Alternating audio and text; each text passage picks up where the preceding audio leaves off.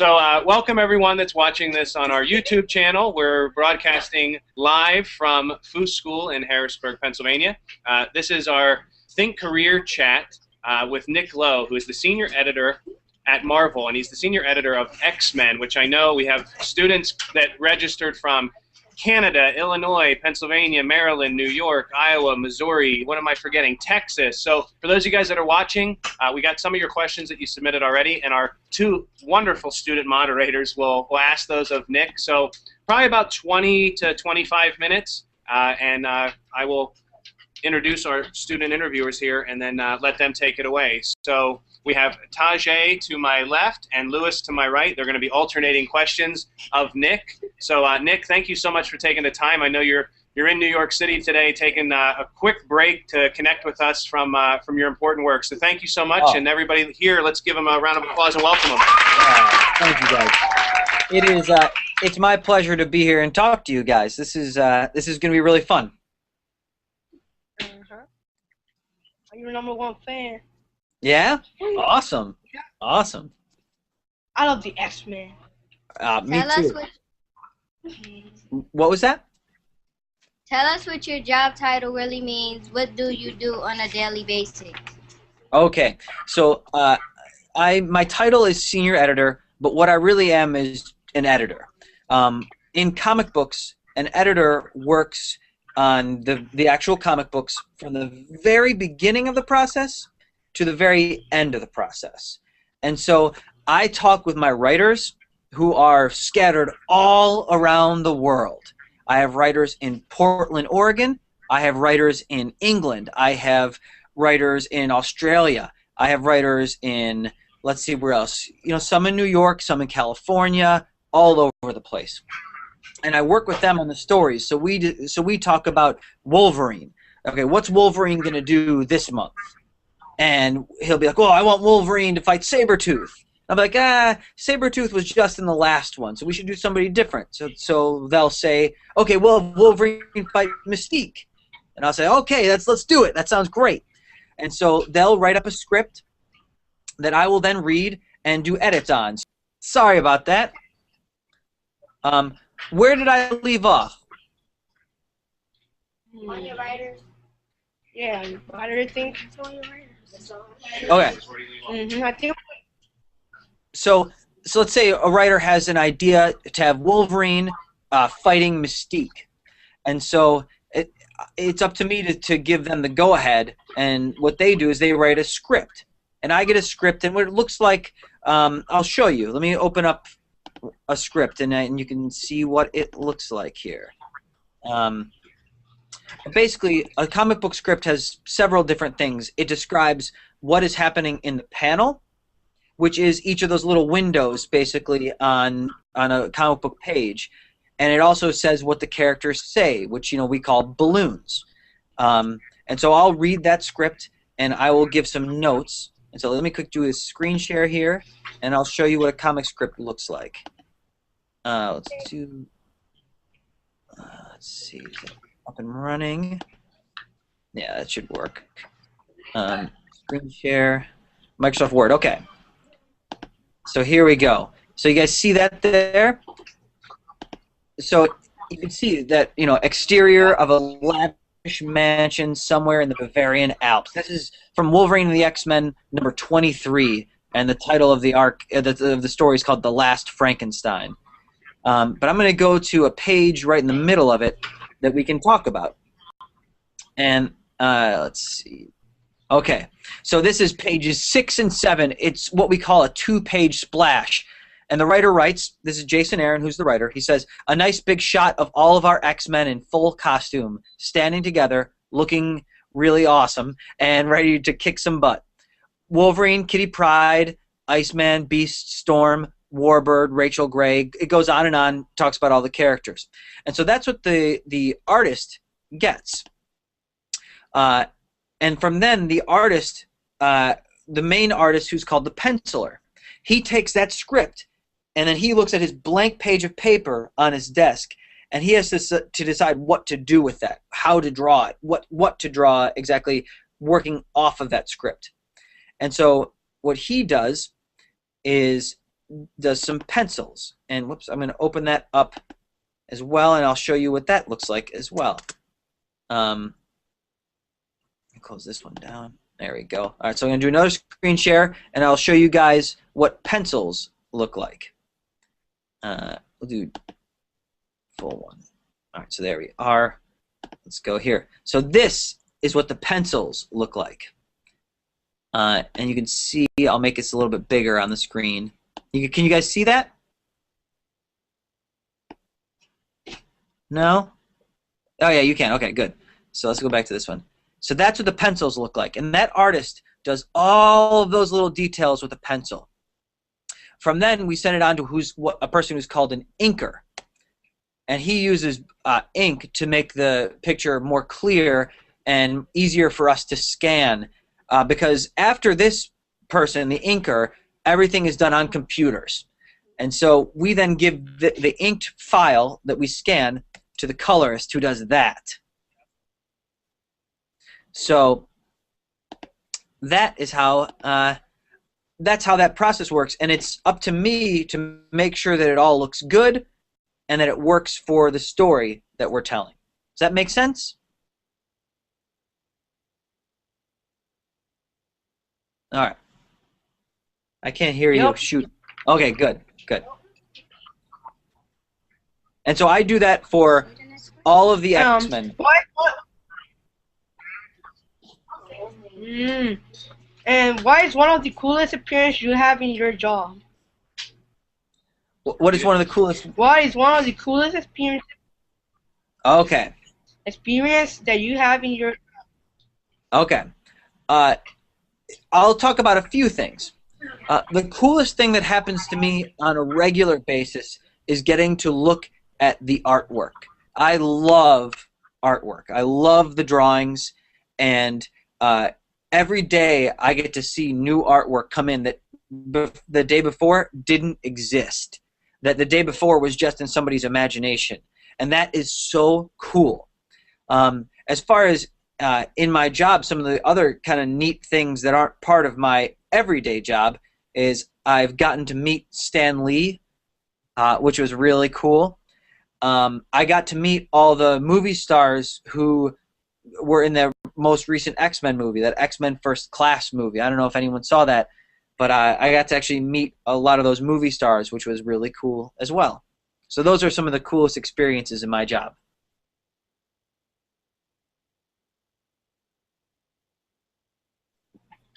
What learning experiences is school help you the most for being successful?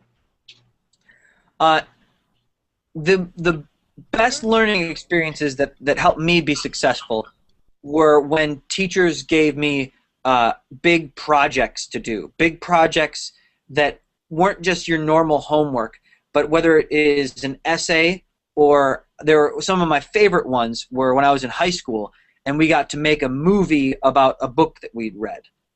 And when you have to create something out of basically of just a starting point, nothing, and you have to do it on your own and make sure that you get it done, that it's not just answering questions on a test, but building something, making something. Those were the experiences that helped me the most with my job. But yeah, so that would be my answer. What learning experience in school helped you the most for being successful? The experience. Yeah, that was we just talked that one. But it was projects. No, she won. Okay. Okay. What education Shoot, I lost that one. and experiences did you need to have to get your current job?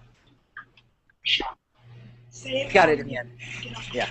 What education and experiences did you need to have? What education and experiences did you need to have to get your current job? Okay, so my job is a little bit unusual, I think, in that there is no one set path to go down. For example, if you're going to be an architect, you know, someone who designs buildings that are going to get built, you generally go to architecture school. You know, you go to college for architecture. But in my job, there is no set path. For example, my path was I went to high school, and then I went to college. But in college, I majored in drama and acting. And so I did acting in school. And comics were just something I loved. And I learned that Marvel Comics, where I work now, did internships. And so I applied, and I got an internship. And they really liked me, and they liked how hard I worked, and they liked my ideas. And so they hired me on after college. Some of the people I work with were journalism majors in college. Some were English majors in college. One of my coworkers was an education major and got his master's in education before leaving teaching behind to come work in comics. So there's no one way to become a comic book editor. The biggest thing that you can do if you want to work in comics is read as many comics as you can, or if you want to draw comic books, it would be to draw every single day. Or if you want to write comics, or write anything for that matter, you have to make sure you write every single day. Every day. No matter what. That is the key to writing and drawing professionally, is to make sure that you do it every day so you get good enough to do it professionally.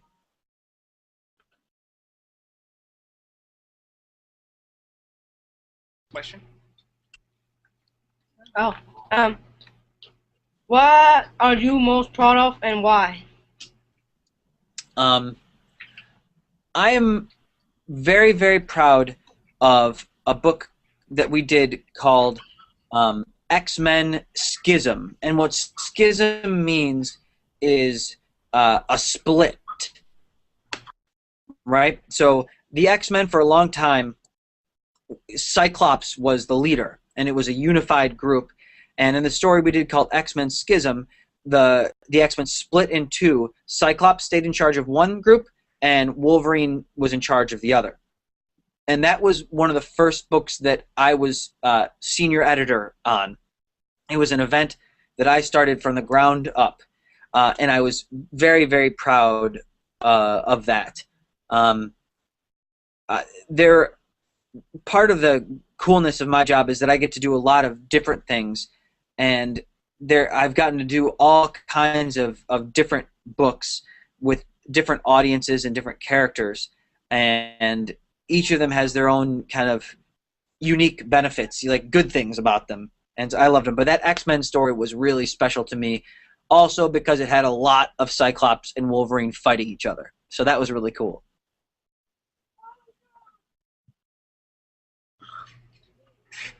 This is from Brandon from Canada. Do you believe the idea of comics becoming movies has an influence on the storylines you see? Comics definitely influence the movies. I know that firsthand. I worked on a comic book called The Ultimates, and in that comic book, there's a character, Nick Fury. Has anyone seen the Avengers movie? Yeah. Raise your hand if you've seen the Avengers movie. Okay. So, there you go. Excellent. So, the Avengers movie took a lot of its story elements and character designs from this comic book, The Ultimates. They were never done before, and things like the Hawkeye and Black Widow, their teaming up and their history, all came from this book, The Ultimates, that I worked on. I didn't write it, but I worked on it. And in fact, I think I was talking about how comic books influence the movies, right? Yep. Okay. So in that comic book, The Ultimates, another thing that they did first was in that comic, they made Nick Fury kind of look like Samuel L. Jackson. Before that, Nick Fury was a white guy, and they made him into an African-American guy. And I thought it was so cool, and it was because they did it in that comic book that they did it in the movies. because it worked so well and because Samuel L. Jackson is so cool. But that was another thing that the comics directly influenced the movies. Mm-hmm. And one more. The next Captain America movie is called The Winter Soldier. Captain America Winter Soldier. That's coming up. I think it's next year that one comes out. Now, the Winter Soldier is a character that only became known as a Winter Soldier in comics that came out probably about 5 years ago. So that was another thing that the comics did first and then the movies followed up after. Okay. Next question. Next question. Aiden from Illinois. Who came up with the idea of the X-Men? Okay, so the X-Men were created by Stan Lee and Jack Kirby. They are the two of them, along with a guy named Steve Ditko, were the creative masterminds behind all of the classic Marvel characters.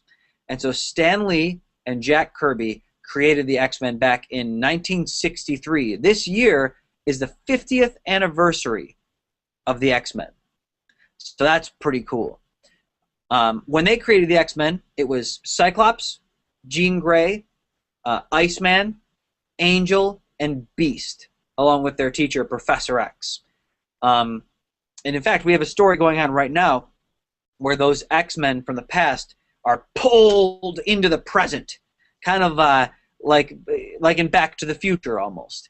They're pulled in the present, so it's really, really neat story. Mm-hmm. What is your favorite superhero? From Louis D. and Jackson Lee from Pennsylvania. Okay. My favorite superhero is, and this kind of changes every few years, but my favorite superhero right now is Cyclops. He is a great leader, and he's faced with a lot of difficult decisions and is very strong in his choices. I see a head shaking over there. You don't like Cyclops? Who's everybody's favorite? Is Wolverine everyone's favorite? Yes. Yeah, Wolverine. Oh, Nightcrawler's awesome. Nightcrawler was always one of my favorites. But Cyclops is still my favorite. All right, next question. Okay. Oh, and I got some drawings here. I don't think you can see them. Put them up You hold it up to the camera. That's Cool. cross. Next question. What do you have, Tajay? 60 seconds of 6th grade silliness. Twilight or Hunger Games? Absolutely Hunger Games. I love the Hunger Games.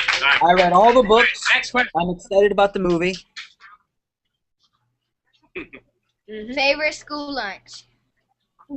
Okay, so from when I was in 1st grade until I think my sophomore year of high school, every day I would eat a peanut butter and jelly sandwich, a bag of chips, a banana, and that was pretty much it. I loved it. In high school, I started getting pizza one day a week, though, and I do love pizza. Okay. Who would play you in a movie? Who would play me in a Who would movie? play you in a movie? I would hope that Matt Damon would play me in a movie. I think that would be pretty cool. What do you guys think? Would you do a good job? Yeah.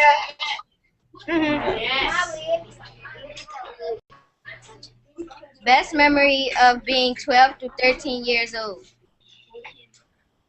My best memory of being 12 to 13 years old. And so what grade is that again? When you're 12? 6. Okay. 6. So, yep, 6th grade. My best memory of 6th grade was probably when I got to be in my first play that I was ever in. I got to be on stage and act in a play, and that was really, really fun. I always liked that a lot. And then when I was 13, my best memory is when I actually read my first X-Men comic book, and I became obsessed with it. Okay. Wait, one more. What word that begins with a C describes you best? Clumsy. I would say clumsy probably describes me best. Right. I don't know if you can see this. I have a Band-Aid from when I was washing dishes the other day, and I cut my hand on some glass that I didn't notice. So. Okay. And here are some superheroes that I made because I'm like the drawer, like the pencil in here. Yeah. He's Crocs. He like shot like Nightcrawler, but he can fly. That looks cool. And here's Lightning Ball. And here's Lightning Ball. He's the power of electricity. Oh, excellent. Let me hop that's in really here. cool. Yep. So, hey, Nick, I want to be respectful of your time, and for the folks that are watching us, thank you for bearing with us as it kicked in and out, but we'll put a clean archive up. That's We'll piece fine. it together. The students here, and I know a couple of questions came in, too. Is there anything else, not to put you on the spot, anything else cool we could close with that you have on your desktop? The kids love the pencil drawings and seeing that all come together. Is there anything else that you can show the kids to kind of close it out? Absolutely. I got some more cool stuff to show you. So I'm going to turn on screen share here. And then let's see. I'll do the desktop. Start there. And so there we go. All right. So we saw that. Isn't that cool? So there's that one. So then I'll show you another one, a progression from pencils to colors. So here was a page. This is from Uncanny X-Force, #1. And if you could see Storm, that's Storm in the front. And that's Psylocke driving that cool flying car, right? So that's the pencils. There are the inks. And here are the colors. Storm is also one of my favorites. Whoa. She's really cool. So let's go back through those again. So pencils, inks, and colors. Really, really cool stuff. So there's something, and then I'll show you. Okay, so when an artist draws a cover, the first thing. Whoops, I hit the wrong button. Let me get out of there. The first thing they do is do some cover sketches. So for this cover, we wanted a cover of Wolverine fighting Frankenstein. And so the artist did 3 sketches for us for the cover. On the left, you can see Frankenstein in the foreground with Wolverine crouching with his claws popped in the background. And the second one is a straight-up fight cover with Frankenstein strangling Wolverine as he tries to fight back. And in the third one, you have Frankenstein in the background with a huge rock over his head, about to slam it down on Wolverine in the foreground. Okay, so from after we really liked that third one the best. And so I'll show you what the artist then did. He did pencils and inks, and this is what the pencils and inks looked like. If you could see, oops, what happened there? Something happened. Oh, there we go. So you can see right there, I'll move that up there. You can see how he did all the detail that he put in there on Frankenstein, the stitches in his skin, the rock that he's holding up, and you see Wolverine in the foreground with his claws popped and his costume all ripped. And then that went to the colorist, who made it look like this. And I'll make that bigger too. Isn't that cool? So you could see all the detail that the colorist put in too, with the Wolverine claws and the lightning bolts in the background. Really, really cool.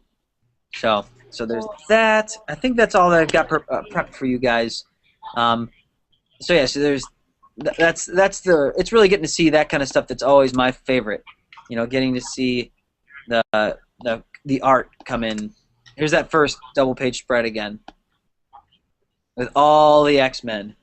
And one of the coolest things about this is that Wolverine, in the book Wolverine and the X-Men, you get a lot of the characters. You get the adults, but you also get the kids. So if you look on the left-hand side, I'm circling with the cursor. You see Storm, who's a teacher, Iceman, who's a teacher, Warbird, who's a teacher.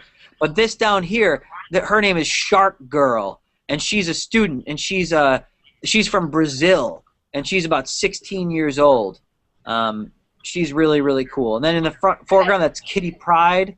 This little guy back there is Eye Boy, and he's got a bunch of eyes on him. You know Wolverine. Up here is a student called Kid Omega, wearing a Cyclops T-shirt. You see Beast right there, blue-haired Beast. That's Toad. Then we get a couple more students. You have Rockslide, who's made of rocks, kind of like the Thing from Fantastic Four. This kid, his name is Genesis. This is Rachel Gray. And then this little green guy in the front, if you can see him, he's one of my favorites. His name is Dupe. And he's this little green kind of floating potato guy. And he's a lot of fun. So, but yeah, so that's all the art I've got to show you today. But I hope this helped, and I hope you guys had fun. I had fun talking to you guys. Hey, Nick, thank you so much. And for those of you guys that watch, we'll send a follow-up to all the classes. Back in just to say thanks again, and for everybody that's watching, we'll send an archive, and we really appreciate it. Let's give them a round of applause, everybody. Thank you. I have one more thing, just so you can kind of see what my office is like. Let me quick turn this around, and you can see this is what my wall in my office looks like. It has this big X-Men poster on the wall with all our comics up at the top there, that kind of thing. And then this is the guy who assists me on the books. This is his desk, and then there is my desk in the back there. Whoops, I'm pointing the wrong way. There you go. There's my desk where you just saw me over there with the deer head on the wall and stuff like that. So there you go. So that's what a comic book editor's office looks like. Alrighty. Excellent.